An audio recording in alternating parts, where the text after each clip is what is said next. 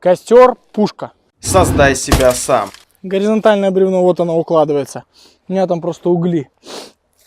Вот. И 3 бревна укладывается вот таким образом. Что-то напоминая нам надью.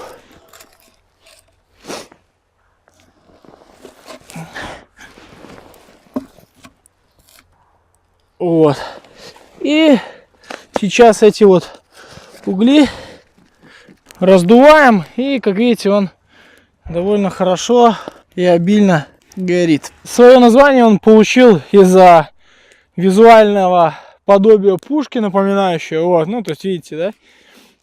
Как ствол. То есть, когда здесь перегорает, чуть-чуть нашу пушку подвигаем к костру, да, то есть, и подкладываем туда по надобности дрова. Создай себя сам.